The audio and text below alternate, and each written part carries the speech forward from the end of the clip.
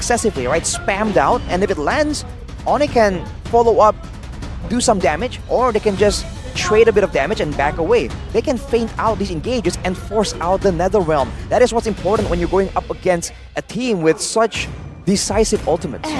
That's the thing though, but on the flip side, it worries me. Oh, there you go, Masha. Still gonna come through. Ah, okay. So it still worries me though, right? If your whole composition is based on resources, like a big ult, or there's like no like, what is it called? Like constant DPS going against a cult altar, that concerns me. Exactly, right? When your ultimates are also decisive, it's very easy for a farmers to just decide when to use the Nether Realm. But when you can fade it out, that's gonna be the advantage that you have. But of course, with the Masha now in the picture for Dewa United, man, Onic's backline is looking quite vulnerable. But I think mainly that's targeted at the Gourd, especially without any close range, easy peel solutions. Only the Mystical Projectile, it might force him to not be able to use that Mystical Projectile in an aggressive manner. So here it is, ladies and gentlemen. Will the Kings bow down once again in the presence of the gods? We will see in this best of 3 series as we welcome you into the Land of Dawn for game number 1, Dewa versus Onic. Seems Onic want to just go fight fire with fire. Because they know the Masha was up for grabs. They actually banned it out against Alter Ego just yesterday when they picked up the Ling in Game 3. So they knew it was a part of Drion's hero pool, and they just want to try to out-execute it. I mean, how can you not know it's part of Drion's hero pool when he was the person who initially just brought it up into the scene? In the battle spells though, Watt and Keys going with the Purify, really respecting the amount of crowd control, AoE crowd control especially for Onic, but that means they're quite vulnerable to potentially Kairi coming in with aggression. Instantly, first blood by Kairi. That's the bad part about picking up Purify. Yeah, right on cue. As we're talking about it, no mobility means they need to be very respectful for Kairi. They'll have security against Keyboy, but now that becomes the feint, the mind game that Onic can bring to the table.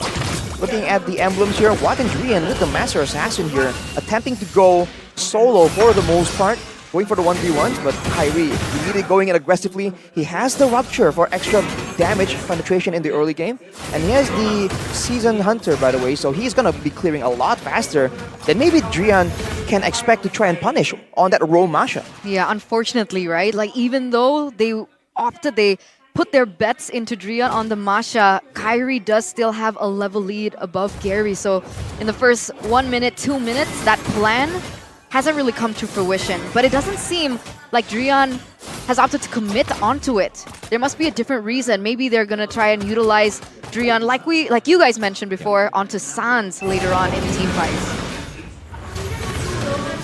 That's what we're expecting for sure, but now look at this. Kimura already making a big play for Sans. He's still going to be quite secure, but Kimura uses an ultimate. With Gary going on the turtle already, it gets reset by Keyboy. Beautifully done by Keyboy, and Kairi's 2 levels up now. They will have to look for a fight, but even then, no final slash. Remember, Mystic Gush almost taking Case down. Well, he still has another run with the Brazer's Wrap. Will connect to Lutpi. Keyboy with the barrier, not able to find Case right now. Kimura is unable to get the clear on Lutpi. Meanwhile, CW, the Blazing Duet, clearing out the mid lane. Dewa still with the control over this neutral objective. Keyboy, finds Case in the bush, but it's a bit too late as Kimura jumps in on the Kairi, and that is 1, that is 2! Thunderclaps with the final slash that is back on cooldown. And that's the power of the Masha. That's the roamer bursting down the jungle, right? The power of the Masha and the vulnerability of having an assassin instead of a fighter in the jungle. Despite Onic having a bit of a lead right there, maybe if they secure the kill on Keys, it'll be different. But right there, with them just being a bit too aware, a bit too careful, they open up the space for Dewa to pull the trigger and engage first towards Kairi. That is not how Onic wants these fights to really play out. So that was the purpose of the Masha, right? Even though Kairi was 2 levels ahead of Gary, it's no problem if he's taken out altogether, and it's a very curious sight to see, as back in the day it would have been Drian to try and defend Kairi, and maybe because he has that information, he might know the weaknesses to Kairi as well. Oh, that's a fair point. I mean, the intelligence game definitely plays a role here. Drian already going in aggressive. Thunderclap, that's 2, that's 3! Woo. He doesn't get the kill, but he's delayed this clear, and Fredrin will be walking up, so they want to be going for it. Keyboy with the ball, charge and a blazing whip. Perfectly timed another round right there. Sans is going to be taken pretty low. Keyboy as well, scratched down by Watt with the Lycan, bounce to CW, gets rid of K's. Gary has taken away the purple, but Watt is caught in no man's land, but he is a Lycan werewolf kind of guy, so he gets out. 2-member final slash. Watt coming back in again as Utpi gets chunked, but is still able to escape. Did Dewa win that trade? It was a 1-for-1, but it was K's for Keyboy, but they did get the purple buff. I feel like overall it's still pretty decent for Onic, despite the fact that, you know, there's both objective traded up from both sides. The fact that they're getting some kills, some resources here means that they do have more resources to try and snowball a bit more, but Gary goes in with that Appraiser's Wrath. Not just enough. And Dewa now showing again that they have full control over the map for the most part. With that early game threat, with the Masha damage supplementing the sustainability coming in from the Faramis. When it comes to these small skirmishes, they definitely have a bit of an edge unless Onic can get a decisive pickoff before any big sequence does start. Lutfi trying to create a chance, a window of opportunity for Kairi, who's waiting that bush. Penalty zone into the fracture. Kimura trying to stay alive. Good Netherrealm to stop the assassination attempt, but Kimura is forced to flicker out now. 3-man wall charges Case. Goes back in on the Kairi, but now gets bursted down just a bit. Drian looking for the thunderclaps. Now the Kairi again. Buying enough time for Gary to secure the neutral objectives. But take a look at Dewa's resources. Kimura and Case, the two Ks need to recall. Watt rotating in the mid lane as CW tries to go and clear it out. It's a kill for a neutral objective. The turtle take from Dewa right here. This is the big problem with Masha. You can't really crowd control her down because she lives for that much longer. She can chase you down as well. Good movement speed on that hero. So you have to try and focus her down so that she cannot do more damage to your backliners. While they're doing that, Dewa just uses that opportunity to just rush over the turtle and potentially the next few neutral objectives. So Onic need to find a way around this, right? Because this is the go-to right now. They have to try and break this pattern. They need to break this pattern, yes, but Sans, okay, still able to flicker out, won't be denied that, but the problem was, even if you mentioned, right, they needed to look for a really good pickoff before the fight begun, but with the presence of the Netherrealm, it gets a little bit tricky, unless, of course, there is a way to bait that out before they go in for something like a pickoff. To be fair, earlier, Kimura was almost taken out before the Netherrealm got to him, right? So with a few more items in the inventory of Onic, they can go for even more decisive of plays. The longer this game goes, the more Dewa needs to be a bit more careful. But Drian, as always, man, so annoying on this Masha, just relentlessly pursuing Kairi whenever he gets a glimpse of that jungle. And that's why it's interesting that even though they opted for an assassin jungle, they left the Masha open. These two heroes, right? Masha and Hilda are the two heroes that are very notorious and are able to harass Kairi. And we've seen Kairi fall and shatter to pieces every time he gets pressured, and we're getting glimpses of that again. But of course, Lutfi does trade it in with a objective there. He gets the turret. That's just the advantage of Onic, right? They have macro presence, but Keyboy now being the main focus for the side of Dewa. Wow. Wild charge there. Kimura jumps into the midst of it all right now with the final slash as well. What? Amazing Lycan pounce to the back as Kairi is zoned away by Kimura. Drian dealing with the side wave already, now going to mid to cover again. Sans, early Mystic Gush here. And Dewa have full control of this neutral objective. Watt taking the turret up top. Penalty zone. Only onto Kimura right now. CW pops in a battle mirror image, but now we'll get zoned by Drian. Thunderclap 1 already there. And now with the Thunderclap reset, it's not really going to make a lot of difference because he will be slain before he can actually pop it off. Lutfi all alone, isolated. Dewa with a great trade back. Very curious that Onic opted to re-engage in that teamfight when they had no resources, right? Sans didn't have ult, he doesn't have the Mystic Gush. CW also didn't have his ult. I think they felt that they have enough damage to really burst one member down, which they did. But again, it's just Drian, and all things considered, he's still doing a great job, having more impact, having more EXP even, because he's the one being used as a split push threat. That's what Dewa is using to try and curb this assassin threat. Kairi though, getting low. The Shadow Stampede brings him back. Kyrie knocked up and taunted again. Gary stabs him one last time, and Keyboy, Power of Nature is going to go away. Kimura's waiting for that final slash window, but he decides not to use it. Not just yet. Now the final slash onto Sans and Keyboy, and now locked down. That's a 4-man penalty zone into the Mystic Gush, and the damage will be enough. As CW goes in for the cleanup of the Blazing Duet to the back, finding more. Ludwig is still alive. He picks up a double, but look at Drian. That's 2 thunderclaps. That's 1 more last hit, and now on CW. Triple kill for Ludwig as he goes down. That was beautiful. That was beautifully played by Onic.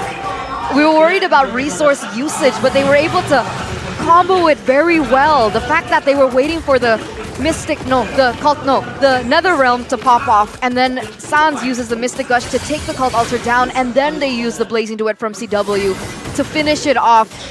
For Lutpi to take in that triple kill, the order of things, the way it was systemized, it was unfortunate that Dewa took that team fight under the turret as well, and in a very small space where Onic are able to capitalize over. Exactly. It seems like they're already used to the tempo, the momentum of going for these fights again and again, pushing the pace onto Onic. But right there, grouping together, when you're up against a Terizla that is tanky, against a Grok that can counter-engage, and the Gourd. I think the idea is to go and burst down the Gourd and then finish off both tanks afterwards. But the fact that he got stunned right there, and Sans was able to get a full duration Mystic Field and Mystic Gush towards everyone, that was just disastrous for the side of Dewa. But Onic, once again, going back at it, trying to recover, even though Onic are able to get a couple of objectives from that sequence of events. So that means it's a great lead for them. Fracture into the Mystic Gush, and it ticks away. Blazing Duet to the back, Watt. Force use Lycan form. Keyboy with the wild charge. Oh!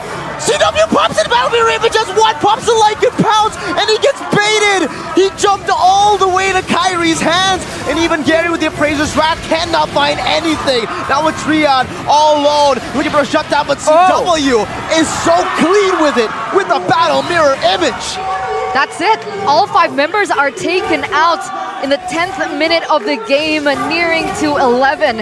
And the Sky Kings wreak havoc onto the gods, claiming every objective possible. That's an uncontested Lord for Onic now. Insane plays from Onic right here.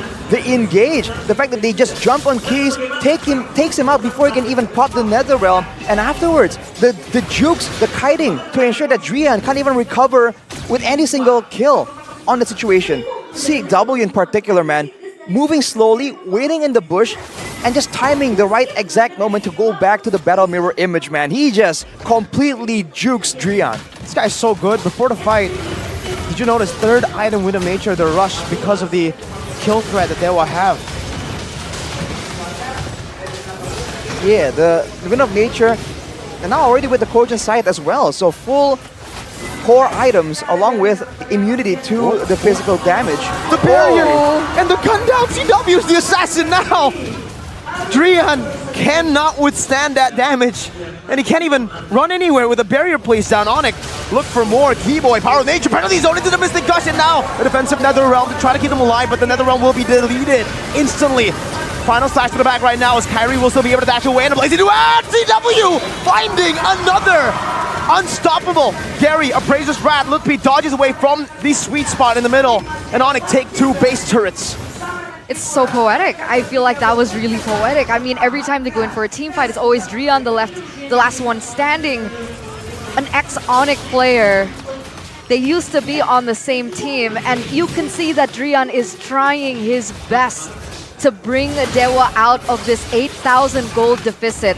And even when he got caught behind the wall, I don't know. Call me. What's the word for it? But call me cheesy. But okay, that felt really ironic that Drian was caught on the other side of the wall with Onic.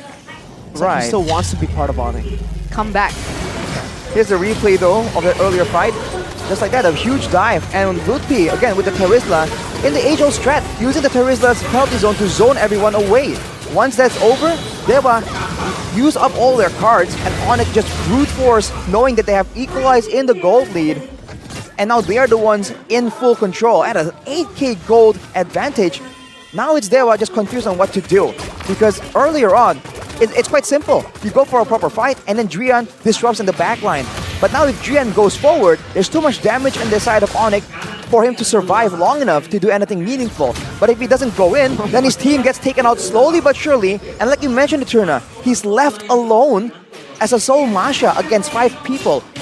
He doesn't have a good option at all in this situation. Yeah, it's a bit too much to ask at this point. I mean, look at these stats. The 2 core members from Onyx, CW 506, Sans 2011.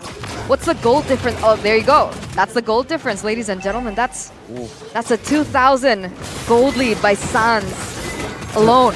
2,500 and already a Winter Truncheon as well as the core double wand with Enchanted Talisman. So spammable spells, as you've seen, he is just throwing those out and about. And even when you graze the Mystic Field for just a bit, if you're a fighter like Drian or Gary or Watt and Kimura technically, you just lose a lot of HP purely from the burn, from the glowing wand. So it's great itemization, and that means that Dewa can't really move efficiently around the map the way they want to, and they can't really use their regenerations well as well, because the glowing wand will stop them from popping it, delaying the course of action for them even more. It's tough. If you look at the items for Watt as well, no defensive items, it's full aggression, knowing that his team is lacking in the damage department. For Kimura and Gary, it's all about surviving against CW. The late game Claude, they're trying to deal with it with the blade armor, but Drian 1v1 the Kage. Oh, Kairi buys the immortality. He now dashes out. No way! Oh. Kai has outplayed Drian, but now Kimura comes into the fray. It's a good penalty zone to stop Kimura from doing more damage. Mystic Gush is placed out as well. Another L, but CW with a blazing duet takes them out. Now for another game rid of taunt. CW with nature. And Onic with a possible end angle. Swaps in with nature for the immortality. Watt, can he do it with Gary? Gary walking forward. Watt jumping with Lycan Pounce as well, but CW also still has the immortality. Finds it that Rose Gold Meteor as well to get the additional shield, and he survives! What the heck? The Sky Kings! They're back! The Sky Kings gonna lead this series against the Sons of God this time around with a convincing performance. Waiting for that power spike, waiting for the item spike. And they were instantly able to turn things around. Dewa, it looked like they had a fighting chance in these team fights in the early objectives. They were able to take